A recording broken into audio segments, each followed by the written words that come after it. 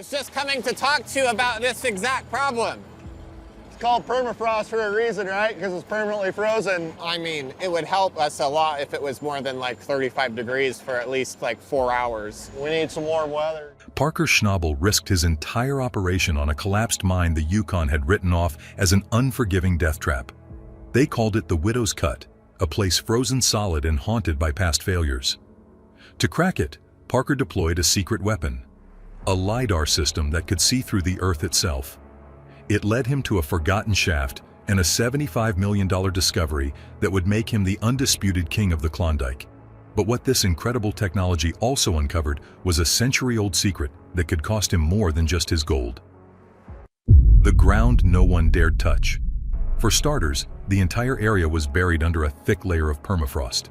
Now, we're not talking about just a bit of frozen dirt. This is ground that has been frozen solid, as hard as concrete, for thousands upon thousands of years. Think about that for a second. The pressure and stability of that ground are completely unpredictable. The energy required to just break through it is immense. For perspective, digging in permafrost can consume up to 40% more fuel and cause twice the wear and tear on heavy machinery compared to regular earth moving. Any attempt to dig into it carried the constant, terrifying threat of multi-ton chunks of frozen earth and rock suddenly breaking loose, ready to crush anything or anyone below in an instant. Not good running into permafrost here in the cut that we want to be sluicing. The only thing we can do is send the hay to Big Red, and hopefully it thaws before Big Red runs out of pig. If that wasn't enough to scare miners away, there was the ever-present risk of a catastrophic flood. You see, hidden within and beneath the permafrost are often pockets of unfrozen water or underground springs. Just a slight change in temperature or a vibration from an excavator could puncture one of these pockets, turning the mine shaft into a watery demise in seconds. It could wipe out millions of dollars of heavy machinery and bring an entire operation to a screeching halt. It was a place where one single wrong move could end not just your season, but your entire career. But Parker Schnabel saw something nobody else did. It's funny when you think about it. Most miners looked at the Widow's Cut and saw a guaranteed failure, a money pit. Parker looked at it and saw the biggest opportunity of his life. That's just how he's wired. Ever since he was a kid, learning at the feet of his legendary grandpa, John Schnabel, Parker has been a gambler at heart. He's always pushed for bigger goals, more land, and more gold than anyone thought possible. While rivals like Tony Beats might lean on decades of old-school experience and brute force, Parker combines that Klondike grit with a relentless youthful ambition and a surprising embrace of modern tech. He wasn't just trying to have a good season, he was aiming for a mind-boggling 7,000-ounce goal. That's over $128 million at today's prices. Hitting a number like that would cement his status as the undisputed king of the Klondike. Yeah, I think the only way we can kind of get over this hump is to get a plant going. And we can sluice a bunch of tailings and see if there's anything. So for Parker, seeing the Widow's Cut, a place feared by all, wasn't a warning sign. Truth be told, it was a wide-open invitation. He figured that if nobody else had the guts to tackle it, then whatever gold was buried down there was his for the taking. It was a massive, high-stakes risk, betting his entire operation on a geological death trap. But Parker had a secret weapon up his sleeve that the old-timers could never have dreamed of. Eyes in the sky. Faced with a challenge that seemed impossible, Parker decided to fight smarter, not just harder. Instead of launching a brute force war against the permafrost with dozers and excavators, a battle he would likely lose, he brought in the big guns. High-tech eyes in the sky. Parker and his crew unleashed a state-of-the-art LiDAR system, a piece of technology that is fundamentally revolutionizing the mining game and other industries, from archaeology to forestry. It's the kind of tech that, just a decade ago, was mostly reserved for military and government agencies. You see, LiDAR stands for light detection and ranging, and what it does is almost like magic. A device, often mounted on a drone, shoots millions of laser pulses down at the ground every single second.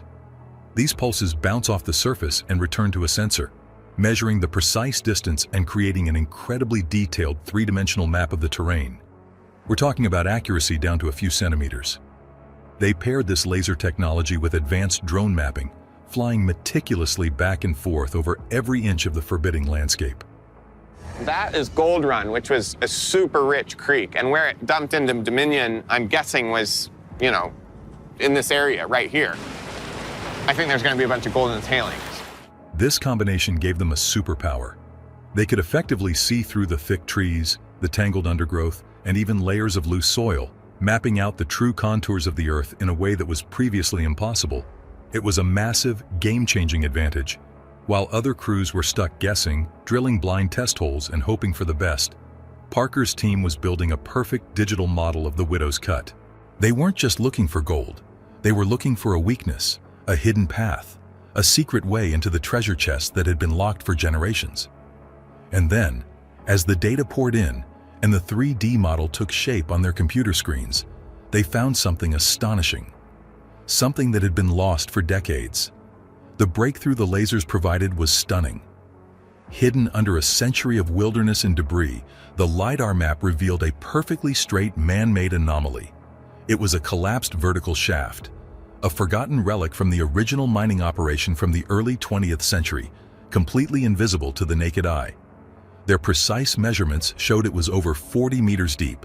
That's more than 130 feet straight down into the darkness. This was it.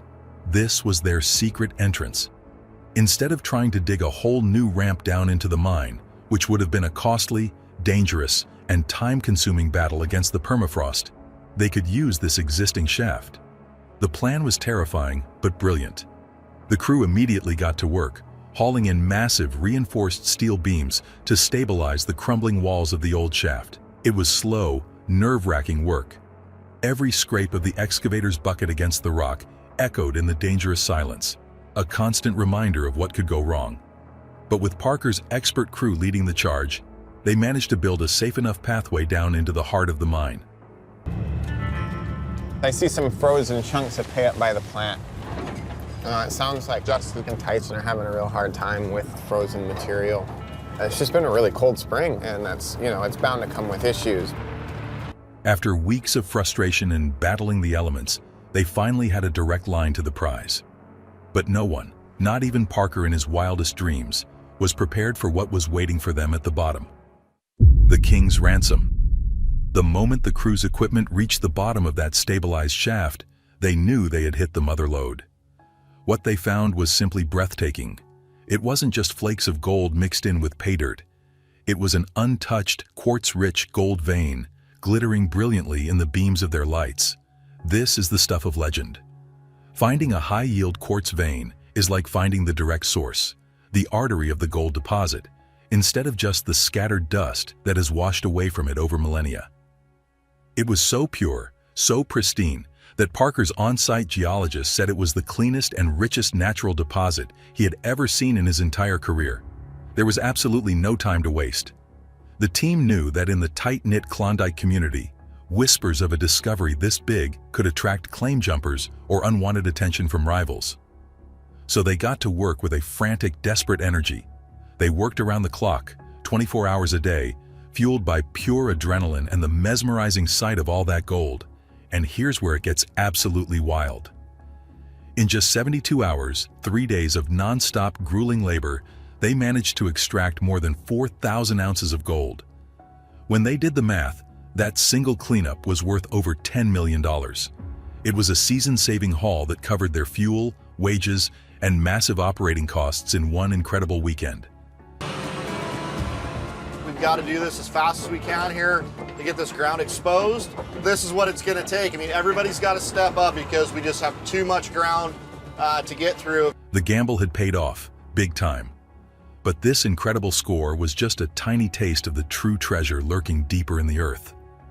That $10 million haul was a game changer, but the team's geologist had even more shocking news. After examining the geology of the massive quartz vein, he realized it was far larger than anyone had imagined. It didn't just stop in their little chamber. It extended further underground, a lot further. After some quick calculations based on the vein's thickness, its observed richness, and its projected length from geological surveys, the team figured out that it stretched for another 2 kilometers. That's about 1.25 miles. This is where the numbers get truly insane. Taking into account the incredible richness of the gold they had already pulled out, they ran the numbers on the full 2-kilometer vein. The potential value was staggering, another $75 million. If they could pull it off, this wouldn't just be a successful season.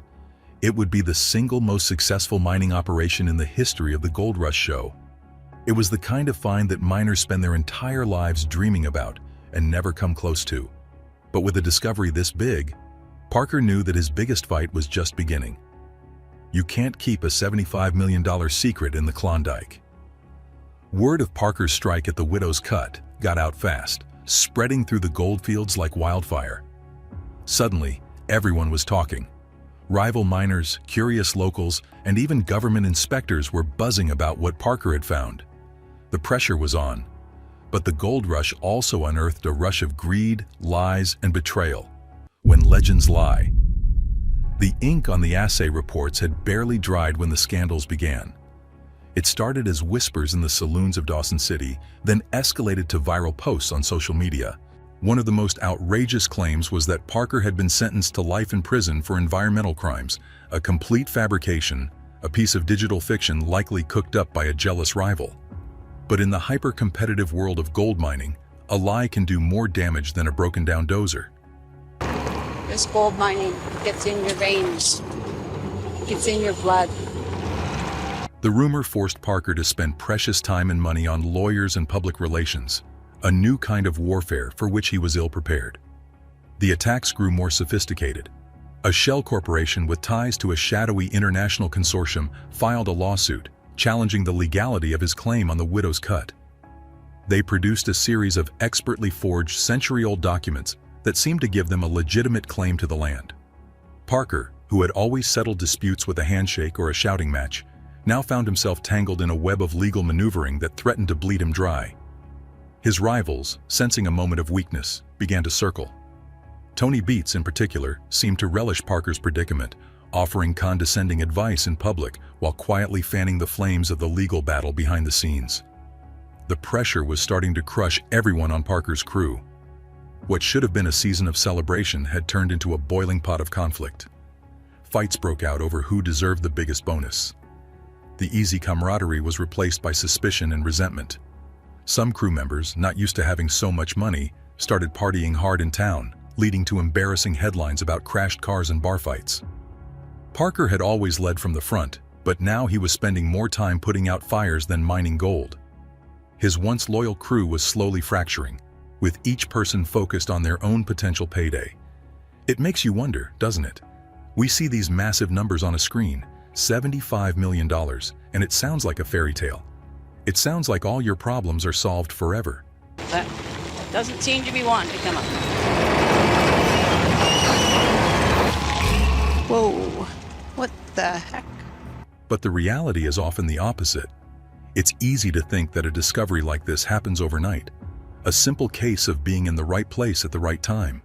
But what we don't see is the years of risk, the crushing debt, and the relentless pressure that leads to that one lucky moment. Is it possible that the story of the $75 million jackpot isn't entirely what it seems? When a story sounds this perfect, this unbelievable, are we missing a key detail? The truth is, finding the treasure was the easy part. The real challenge, the one that breaks most people, is surviving the win. Parker Schnabel turned an impossible mine into a king's ransom. But did the gold make him a legend, or did it unleash a curse? Let us know in the comments, and don't forget to like and subscribe.